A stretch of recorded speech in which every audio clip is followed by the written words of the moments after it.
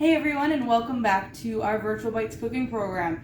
This is our second week in our next 8-week course on how to build a dinner plan. So last week we made our amuse-bouche, which was our kind of just very, very tiny hors d'oeuvre to whet our palates to get our meal going. This week we're going to be making soup. We're making Italian wedding soup, and that's going to be our second course. And throughout the process, I get sometimes questions on, do you research what you talk about before your videos? And I do. And the thing that I learned about why soup is a second course when we have a dinner party, and that's because the soup actually starts to get your digestion process started. It kind of wakes up your stomach the same way that we talked about that amuse-bouche last week, kind of waking up our mouth palate. The soup actually starts to get the gastric juices flowing in our stomachs to be able to digest the rest of the meal. And if we were to have our soup at the end of the meal, that liquid that we would ingest would actually dilute the gastric juices that have developed to help digestion, and it would actually slow that process down. So this is why we do soup for our second course, which I thought was pretty cool to share with you. So like I said, today we're going to be making Italian wedding soup. Now the skills we're working on are dicing, and we're going to go through our regular recipe making, but I do have some of the dicing pre-done already here just to speed our process along a little bit.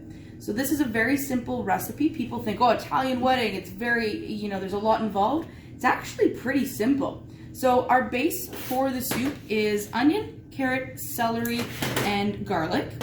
And then we add in our chicken stock. So we're using a powdered chicken stock.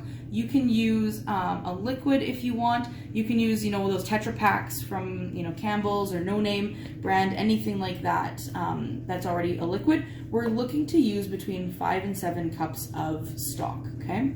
And then we are using orzo pasta in our Italian wedding. When I was looking this up, you can actually use any form of small pasta. A lot of times people will use the little tiny little balls of pasta. You can use little macaroni. You can actually use any pasta you'd like, but don't use rice because that'll change what the soup will actually taste like.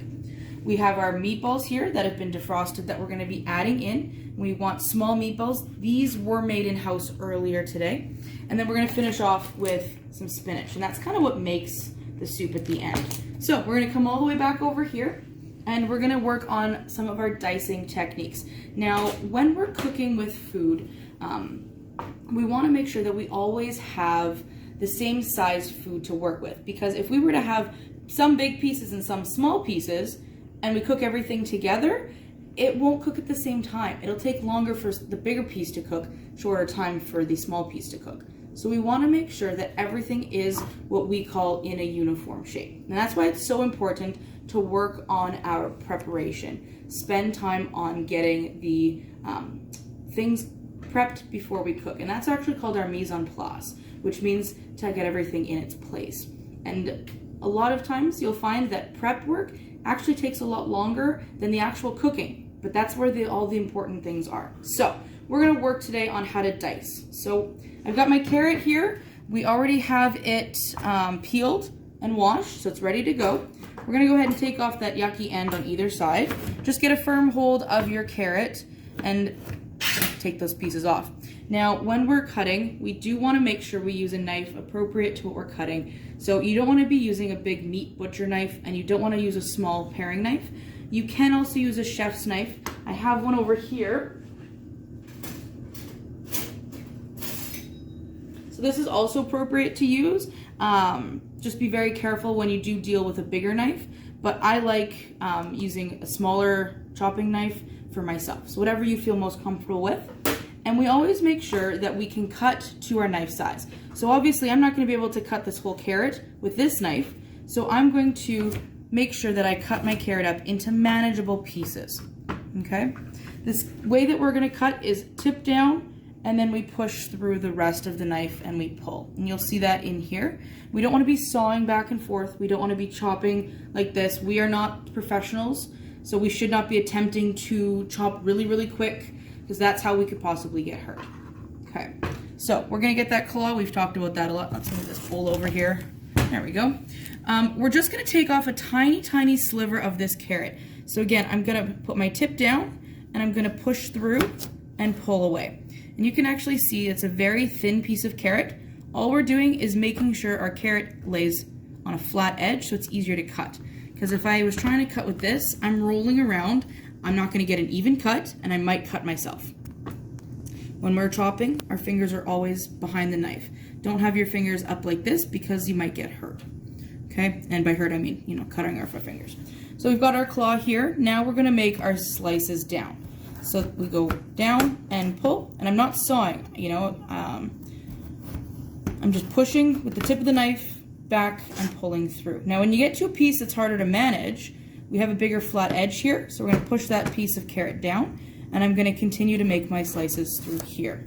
1 and 2, and you'll see that I've got some pieces over here that are bigger, so again, I can make sure that they're all the same size. I'm gonna go ahead and cut those in half, and I'm gonna cut those in half.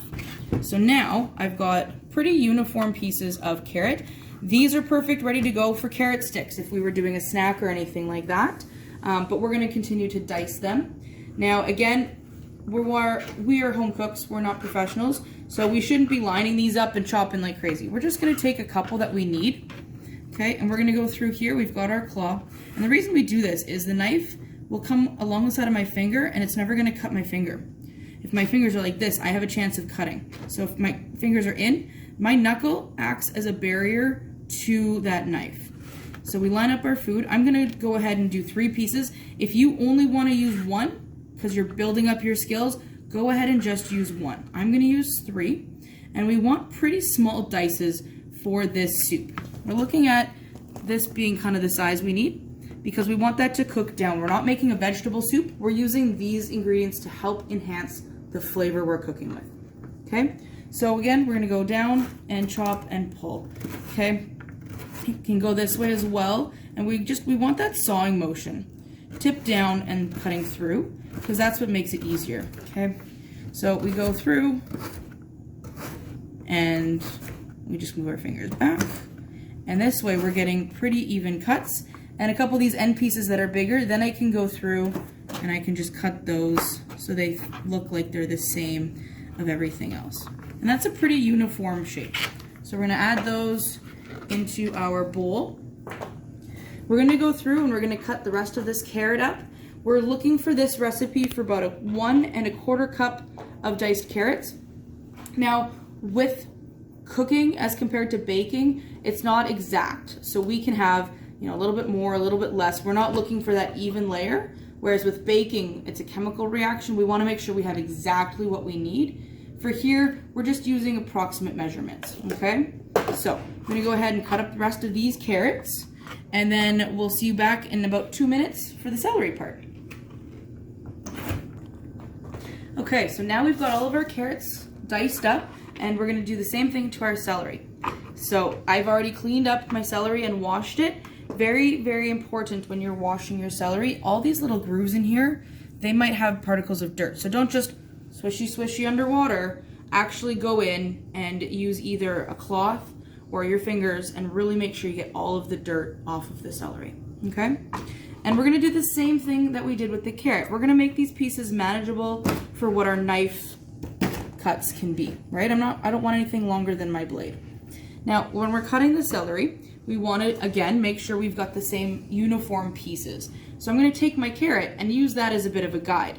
So if I was to make this slice, that is not the same uniform pieces. So I want my pieces of celery to roughly be that size. So now I know I'm going to want to cut my piece of celery into 3 pieces.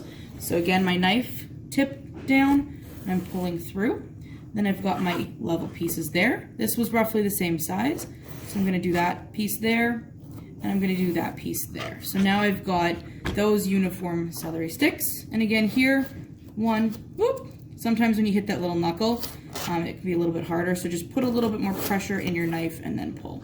Celery is easier to cut through than carrot. So you're gonna find these knife cuts are easier to work with. Okay, so again, we'll do the same thing. We're gonna have our celeries lined up. Don't use all of them at once, because again, our knife can't really handle that. We're just home cook starting out.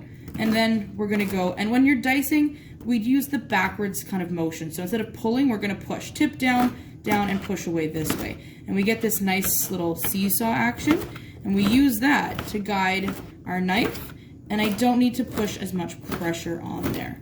And you can see I've got that claw, and that way I can go right up close to my fingers. So very, very quick and easy with the celery, again, because it's not as dense as that carrot. Celery is very watery. So it cuts a lot easier. A knife doesn't have as much surface to go through. Okay. Whoop. See, and then I got too sure of myself, made them bigger, so I just cut those down and peel those off.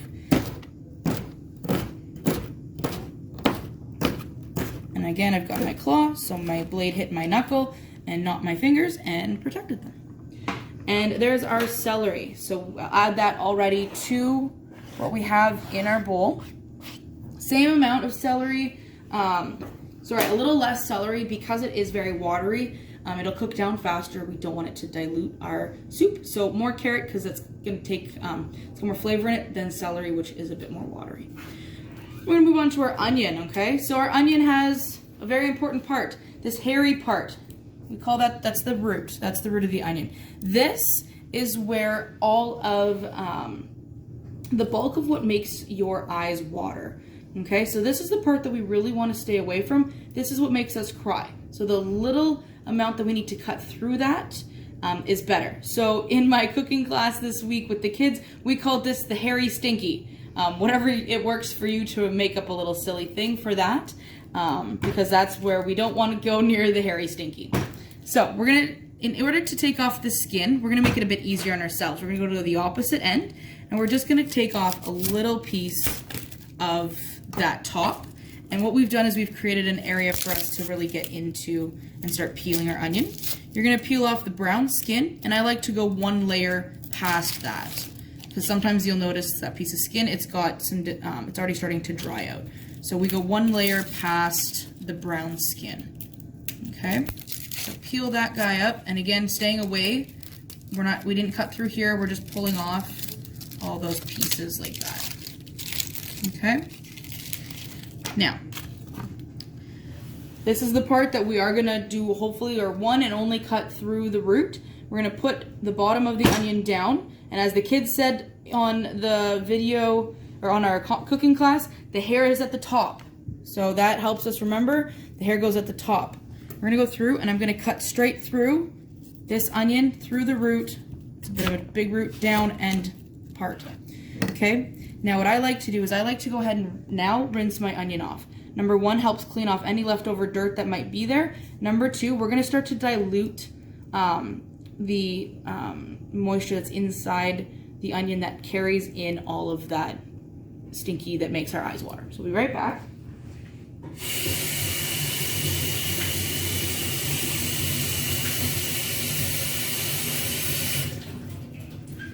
Okay, so we put one off to the side, and you might notice that you still have a little bit of that brown part left. You can just go ahead and just remove that little bit. And then on the inside here, I've got a piece of onion that's already kind of starting to fall apart. We're just gonna take that off as well. Now we wanna dice our onion, the same size that we've diced our celery and our carrots. We're gonna do a grid method, okay? So what we're gonna do is we're gonna take our knife, and we're actually gonna cut sideways. If you are cooking at home and you are a child or youth, have an adult supervise you for this part. If you're an adult following along, please be very careful because we are using the knife at an odd angle.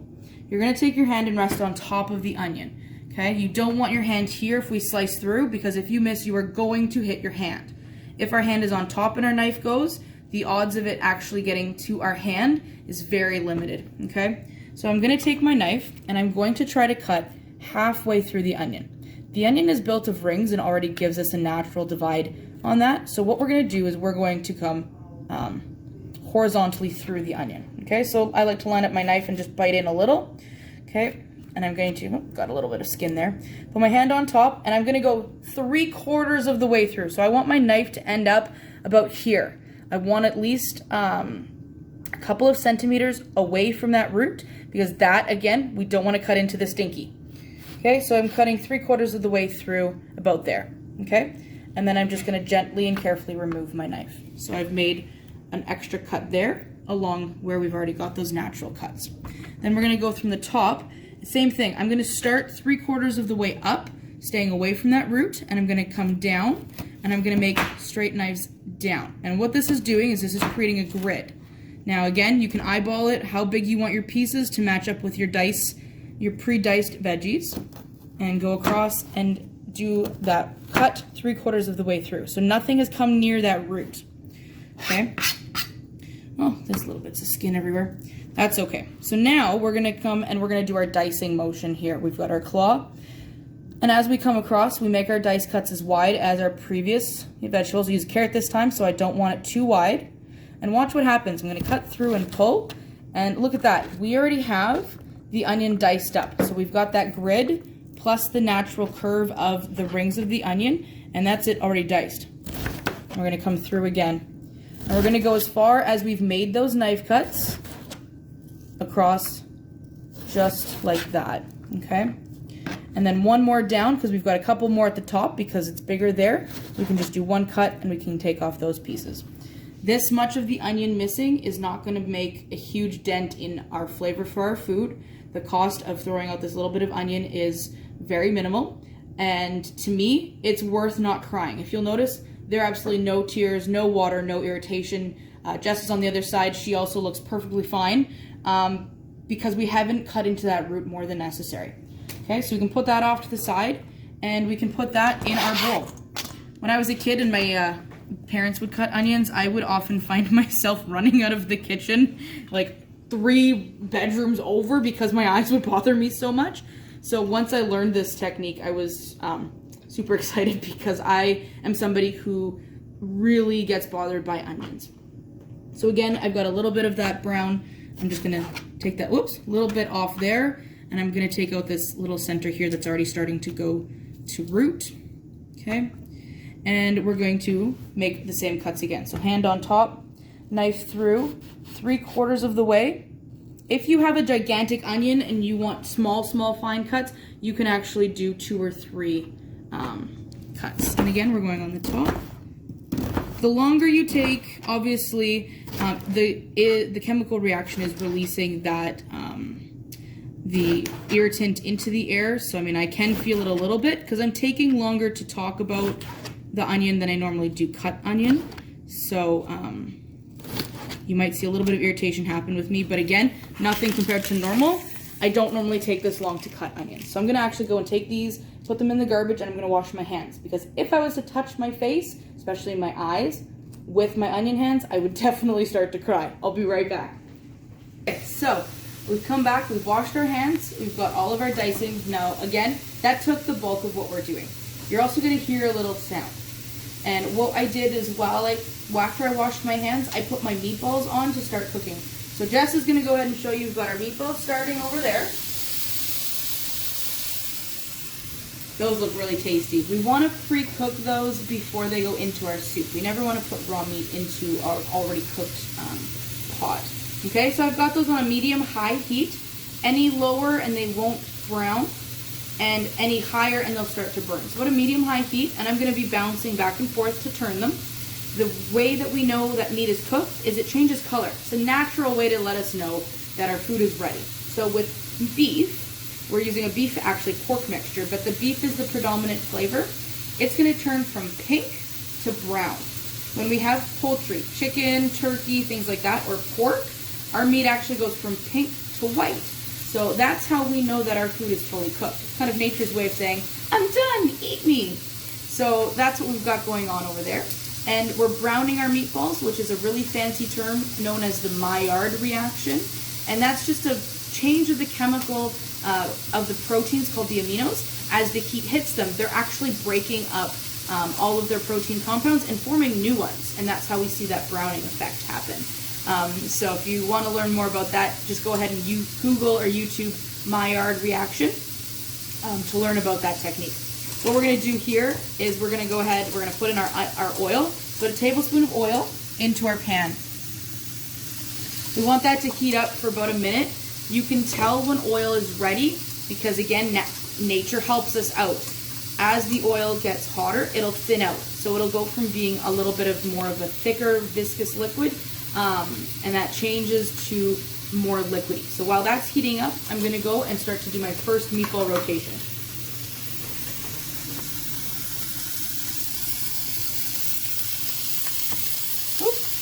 And you can see the meatballs are already starting to brown on that one side. And I'm going meatball by meatball. I don't want to squish them around because then I won't really know who's cooked and who isn't cooked. So this way helps me. I'm using tongs. You can use a fork. You can use a spoon, whatever helps you. Just be very careful, this is hot. And again, we are still dealing with raw meat. So you don't want to be touching that with your fingers. Okay, I'm going to go ahead here. We're going to turn all of these meatballs. And we're going to do that a couple of times so that we brown all sides of the meatballs.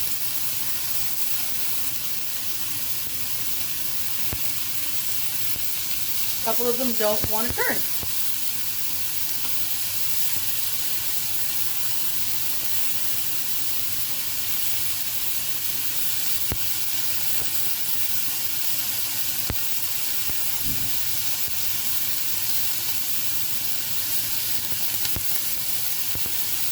If you find that they are starting to brown too fast, just go ahead and turn your burner down a little bit. Okay? So now we're back over here. Because cooking process, we got a we have to multitask. So my oil's heated, I'm going to go ahead and put all my veggies in. And again, my burner is a medium-high because we do want to saute these veggies for a few minutes. We want to use a pretty big pot because we're going to be adding lots to it. So what we're doing is, again, we're using that same Maillard reaction. So we've got the heat that is going to start to, soften, brown up our veggies, give us a nice caramel flavor that is going to enhance our soup. We could just put these into the broth all ready to go, but we'd be missing that little bit of caramelization that's going to happen for flavor. While these are sauteing in here, I'm going to go ahead and get my water ready. My measuring cup has 4 cups of liquid. You might have a liquid measure that's only 1 or 2 cups. So again, we want to start with a base of 5 cups of water. That's what your stock is measured out to. Those that do the take-home kits, always read and see what breakdown you need for stock. Okay, so I'm going to go grab my water for that.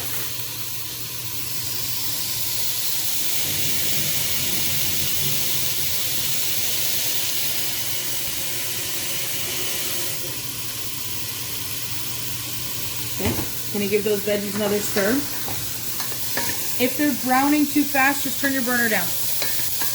All we're looking for is a nice little caramelization, very start of it. We know that by the onions turning translucent. And if you get up in here close to us, you'll see that some of those onions are already turning more of a glazed, clear color. That's what we're looking for, okay? So those are gonna do that. And then we're going to add in our garlic, okay? So I'm using a pre-minced jar of garlic. So this, roughly half a teaspoon is 1 clove of garlic. It tells you right on the side of your jar. So I'm going to go ahead and get my measure. My half teaspoon. We always add our garlic in after because it will burn. If I put this in with the rest of my veggies at the beginning, it would actually probably already be burned. So garlic only needs about 30 seconds to become fragrant. Any longer than a minute and you're going to start to burn your garlic. So we've got that added in there. I'm going to give it a stir.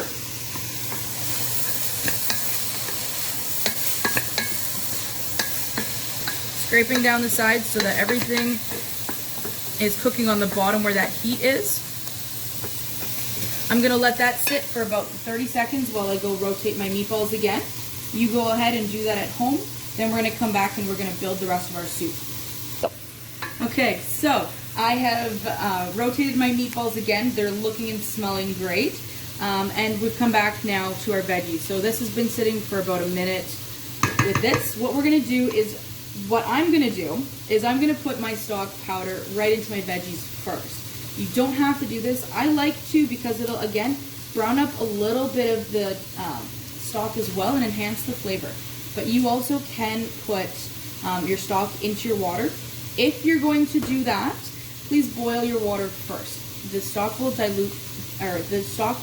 dissolve easier in hot water, but do not take hot water out of your tap. We always want to use cold water and then boil it up. Okay, so I'm going to go ahead and actually dump mine in here. If you're using a Tetra Pak of stock that's just already made, then just go ahead and dump in your stock right into your veggies. But I'm just going to mix it up here. And I don't know why, but I like doing it this way. I find it gives us a little bit of a better flavor. Then we're going to slowly and carefully pour in our water. So again, we need 5 cups of water or stock right now at this point. My measuring cup held 4 cups. So I'm going to go and grab 1 more cup while this starts to blend up. And I'm using boiled water over here, so I'm just going to add that extra cup.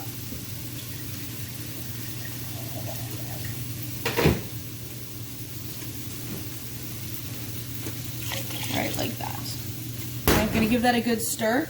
I like to use a wooden spoon because what we're also going to do is we're going to ensure we've deglazed our pan. So anything that did stick on the bottom, I'm going to be scraping that against the bottom of my pot.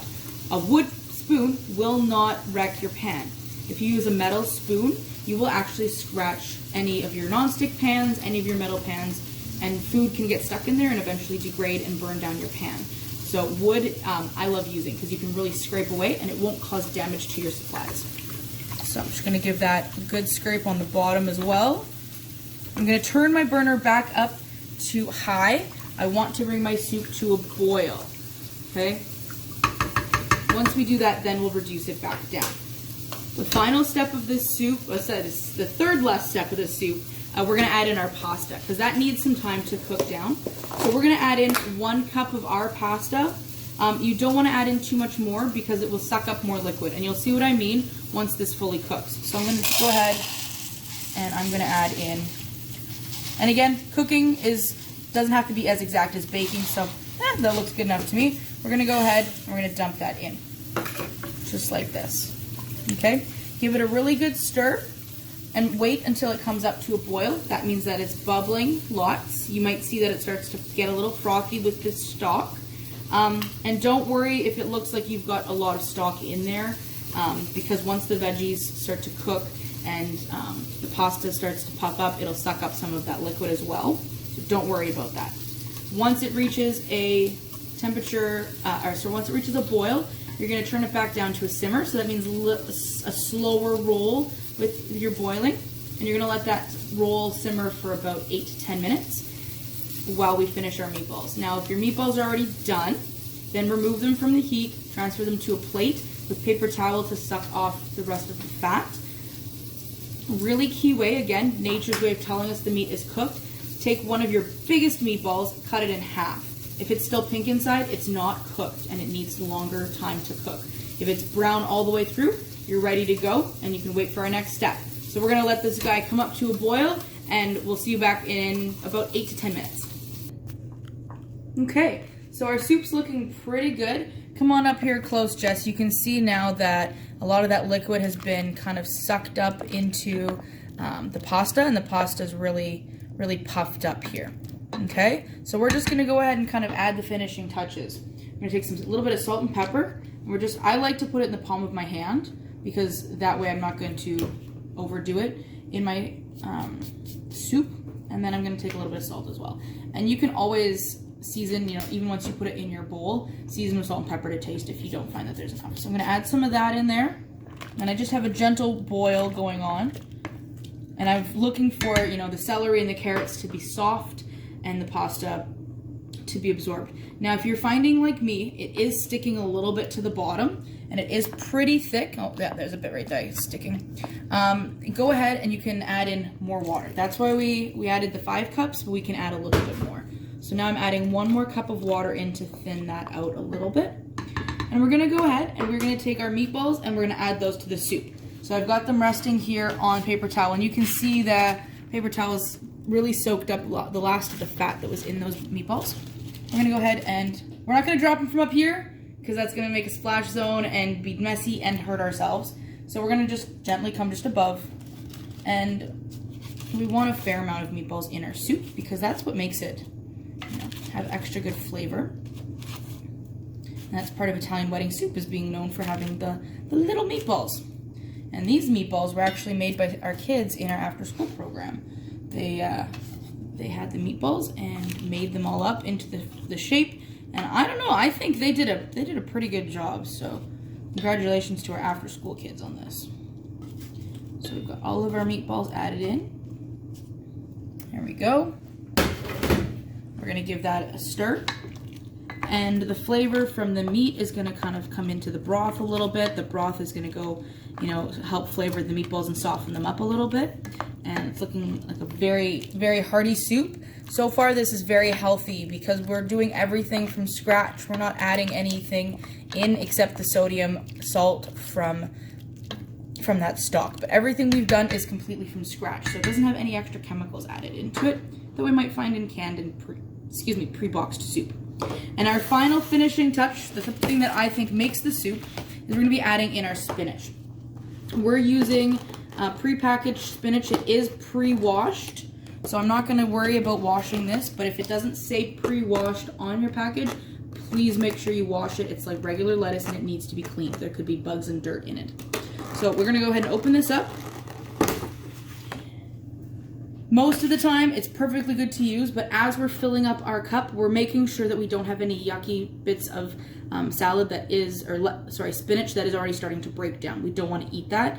Stores try their best, but depending on where it was sitting on the shelf, we can't see in the middle, you never know. So we're gonna, I'm gonna look through and use my eyes as I go through. And we're going to add in 2 cups of spinach. Now, you could say that, oh, I filled that. That's not real. We want to pack that spinach in. So look how much I can pack that down. Because what happens is as our spinach cooks, it wilts and it becomes like a quarter of its size. So I'm gonna, pack this in pretty good, and I'm looking to make sure that I don't have, see, look, here you can see there's some yuck on that leaf. We don't want to use that. We're gonna put that off to the side so we can go in the garbage later. Okay, because that could, we are cooking this, but we still don't want to take a chance of anything making us sick. I am not cutting off the stems because those are just as healthy for you as the leaves, and again, it'll all cook down into our soup anyways. So I'm packing it pretty good. Oh, there's another one. So it's just here and there. We just don't want to eat those leaves. Okay, so packing that in. It looks pretty good like that. There's another yucky one. Whoop. There we go, just like this. And then we're gonna go ahead, we're gonna plunk it in, pull it all out into our soup. Okay, and we're gonna do 2 cups. You can add more if you like, because it does cook down. Once it's cooked down, if you think that you want more, you can always add more then. Especially with us here, we've got a ton of spinach left over. So the staff are gonna get a very, maybe special, maybe we'll make spinach smoothies or something with them later on or something to make sure we use the rest of this up. Spinach is so versatile. Salads, soups, stews, stir fries, smoothies. You can saute it down and add it into scrambled eggs or omelets. Literally use it for anything, and it's so healthy. It's green, which is good for it's got vitamins and minerals in it. It's got iron, which is super healthy for blood development. Lots and lots of stuff in spinach. It's an amazing food to eat, and it can be thrown in anywhere. So we've got our 2nd cup. It's pretty packed in there. We're gonna go ahead and dump that in. Get all of that out, and then we're gonna give our soup a bit of a stir. And you'll see within minutes, not even minutes, but within 30 seconds or so, that spinach is just wilting down. Look at that. It's like that whole container, or that whole pile of spinach is just gone. It's really breaking down. The heat from the soup is breaking down the fibers, and it's what's called wilting, and it's just making it come down. Look at that. Almost looks like there's barely any spinach in there now that we've added all of that in. Okay? If you find that your soup is still too thick, you can go ahead and add another 1/2 cup of water. Just be careful not to add too much because you'll start to dilute the flavor. We don't really want more than 7 cups of liquid in here. So right now this is about 6 cups of liquid. So that's looking pretty good. I'm gonna go ahead and take that off the heat. Once we add in the spinach, we don't want to keep cooking it because that spinach will break down and turn to complete mush. Okay?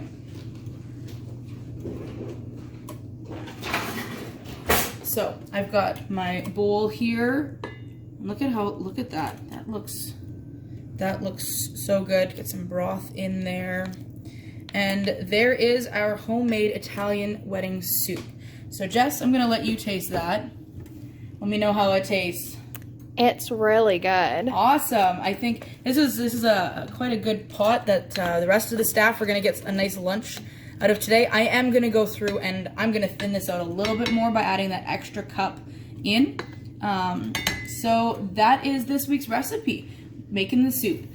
So next week, our third course is going to be our true appetizer course. We're making 2 recipes. We're going to be doing tortellini pesto skewers, and we're going to be making oh my goodness, I combined those words there. Spinach and artichoke dip, and we're going to make a special wonton cup to put it in. So that's going to be next week's recipe. Don't forget to send us back pictures of you cooking at home, and have a great week. Bye.